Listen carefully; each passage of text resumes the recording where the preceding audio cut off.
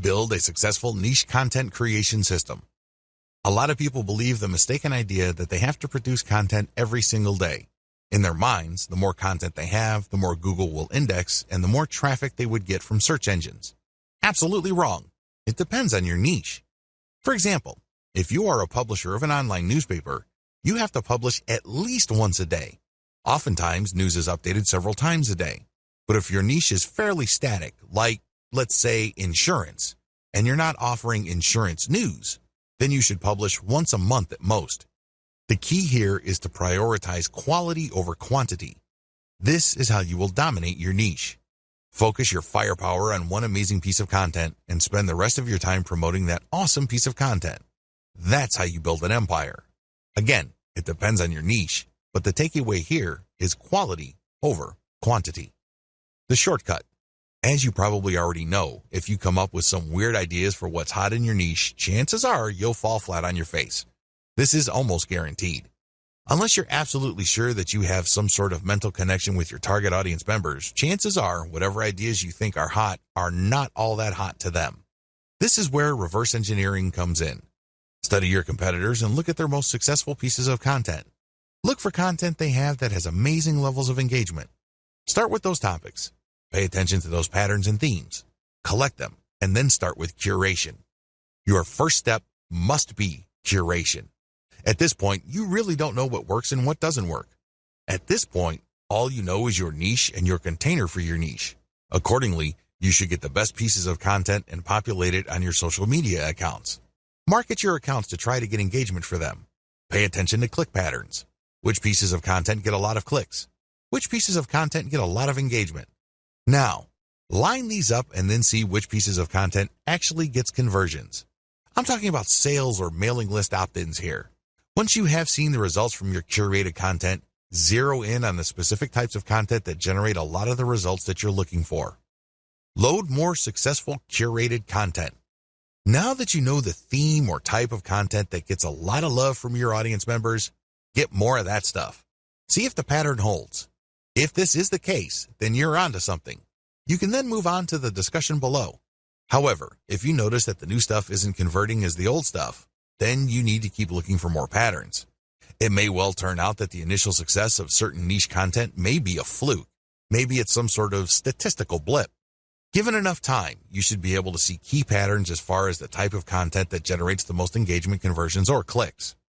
Create your own content based on your most successful curated material. Now that you have a clear idea of the type of curated content that gets the most engagements, conversions, and clicks, the next step is to come up with your own version of that content. You have to remember, when you're curating content, you're just pumping traffic to somebody else's website. It's still benefiting you because you get to use their content to build credibility and authority with your audience members. However, you're not getting actual clicks to your site. The conversions that you get are either ad conversions because you mounted this curated content on your blog, or your social media profiles because you put an affiliate ad on those pages. Still, these third-party pieces of content don't result in traffic to your specific site. When you create your own content based on these successful curated pieces of content, you build traffic to your site. How exactly do you improve on successful curated content? First, you can feature updated content. By simply making sure that your version of your niche's most successful content has the most up-to-date information, you can improve the quality of existing competitor content out there. Next, you can provide multimedia for this type of content. For example, a top 10 list on the best dog houses are big in your niche.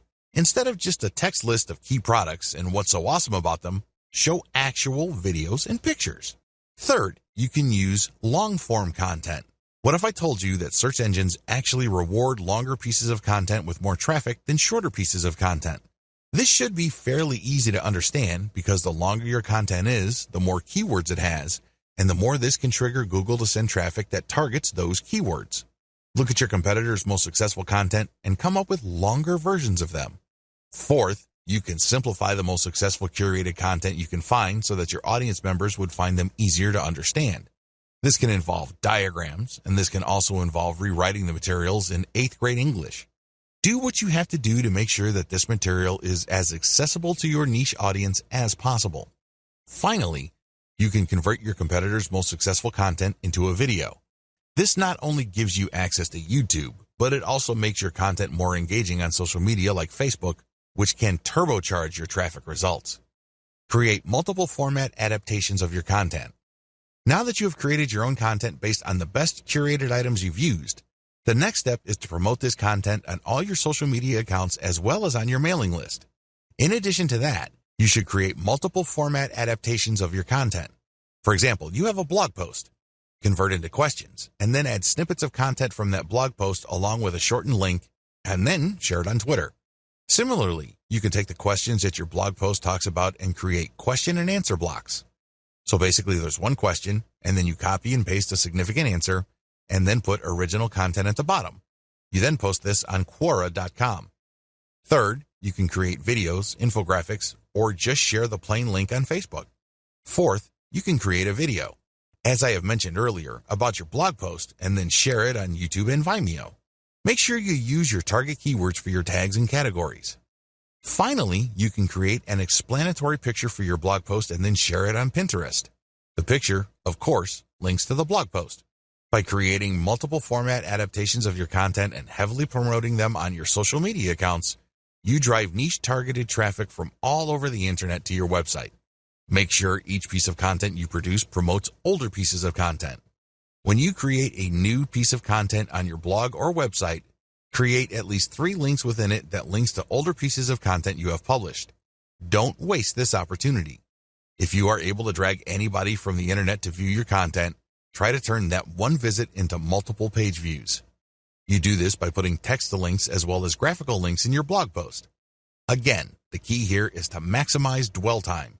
You get to brand them better, and you also drag them into the deeper and deeper parts of your website, which can increase the chances of conversion.